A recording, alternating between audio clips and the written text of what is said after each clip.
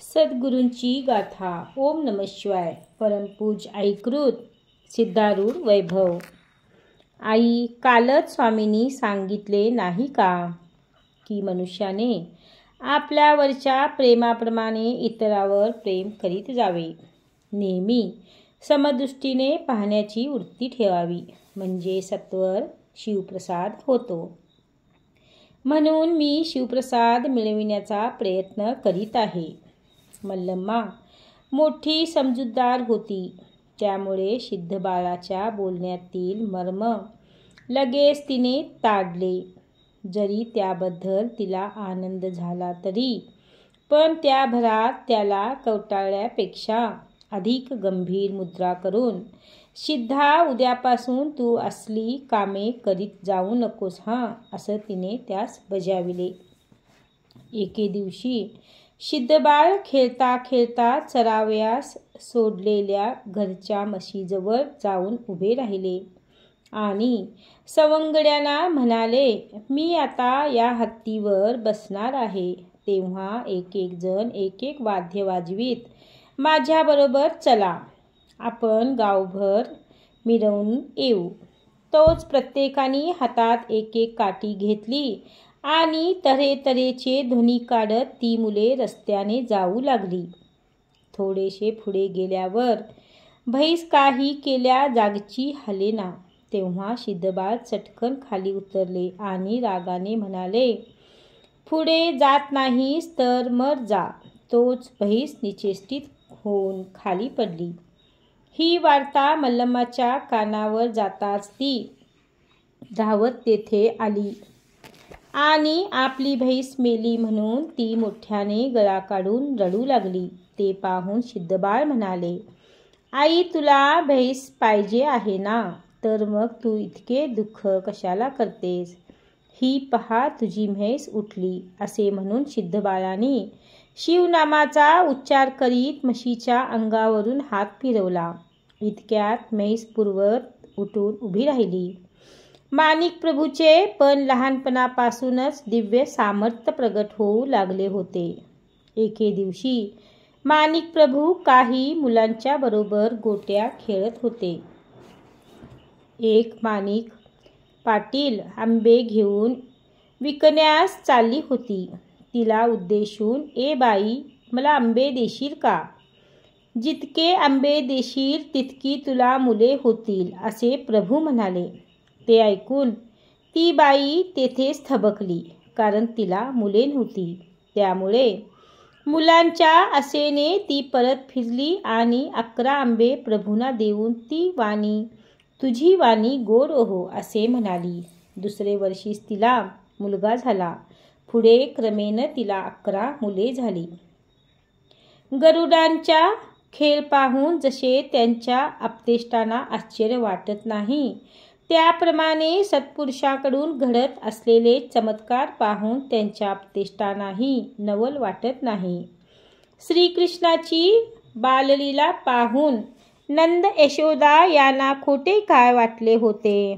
क्षणभर वाटले तरी दुसऱ्या क्षणाला त्यांना त्याचा पूर्ण विसर पडे.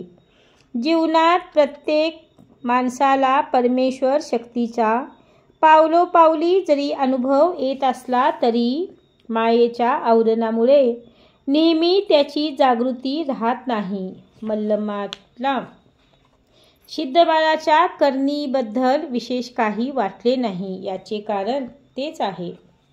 एके दिवशी सिद्धबाळ काही सवंगड्यांना बरोबर घेऊन स्नानार्थ गावातील सरोवराकडे गेले. आपले स्नान उरकून परत येता येता त्यांनी देवदत्त नावाच्या एका मुलास खोल पाण्यात बुडविले आणि आपण इतर सवंगड्यासह ते वर आले. त्यावर त्यातील काही मुले भूक लागली म्हणून घरी परतली. काही मुले मात्र आपण सिद्धाबरोबरच जाऊन असे म्हणून थांबली. सिद्धबाळ त्या सरोवराच्या काठी असलेल्या एका झाडाच्या सावलीत जाऊन बसले आणि मुलांना गोष्टी सांगू लागले. मुले गोष्टी ऐकण्यात रंगून गेली. त्या मुलांनी देवदत्त पाण्यात बुडाल्याचे वर्तमान सांगितल्यावरून त्यांची आई रडत रडत सरोवराकडे आली. तिला पाहताच सिद्धबाळाच्या जवळ बसलेली मुले आपल्यावर आळ येईल या भीतीने चहूकडे लपली. सिद्धबाळांना उद्देशून ती बाई, अरे सिद्धा, तुझ्या देवदत्ताला तू कोठे दडवून ठेवलेस? बऱ्या बोलाने आत्ताच्या आत्ता माझ्या मुलाला तू आणून दे. माझ्या बाळाला पाण्यात बुडविलेस आणि वर डोळे मिटून बसून संभावितपणा दाखवितोस होय, असे म्हणून संतापाच्या भरात ती त्यांना वाटेल तशा शिव्या देऊ लागली. तेव्हा सिद्धबाळ म्हणाले, आहो माई, तुम्ही असे संतप्त होऊ नका, शांत व्हा. मोहामुळे बद्ध झालेल्या जीवाला मोहजालातून ओढून काढून ज्ञानोपदेशाच्या योगे करून देहाभिमानाला पासून मुक्त करणे व स्वस्वरूपाची ओळख करून देऊन त्या ब्रह्मानंदात बुडविणे हे सद्गुरूंचे काम आहे.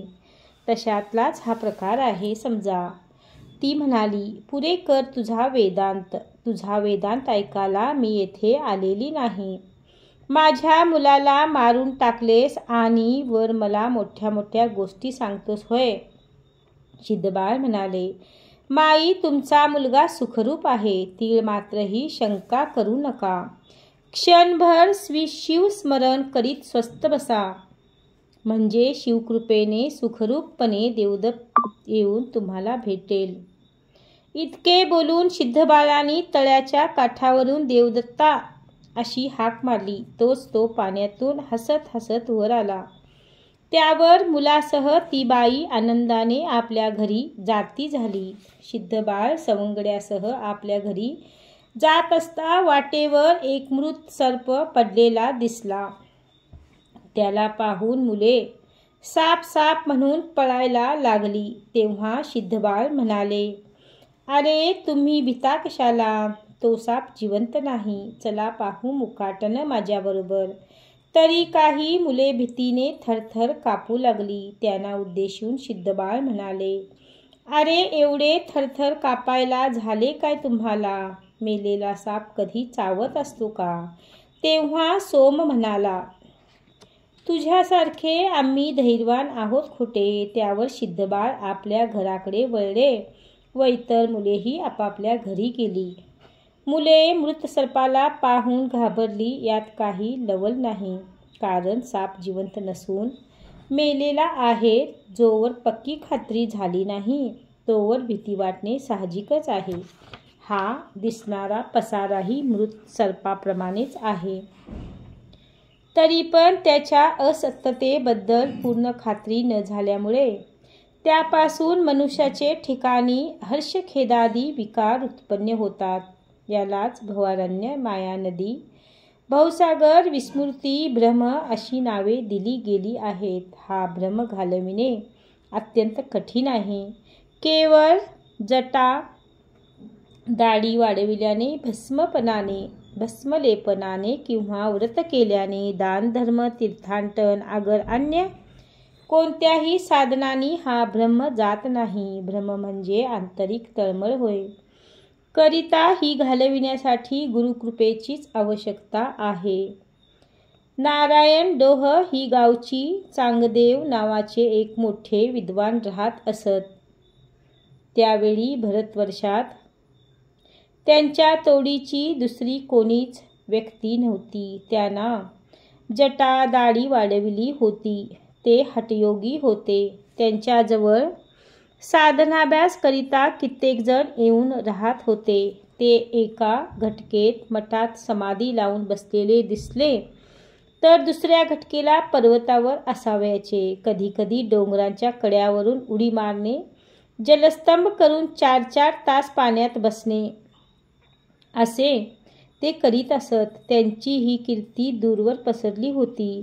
आपल्या अंगावरून अतुल सामर्थ्य आहे अशी त्यांनी स्वतः समजूत करून घेतल्यामुळे ते गुरुचरणी नम्र झाले नव्हते. योगबाळाने जरी त्यांनी 1400 वर्षे आयुष्य वाढविले होते तरी आत्मज्ञान नसल्याने त्यांचे जीवन खरखरीत होते.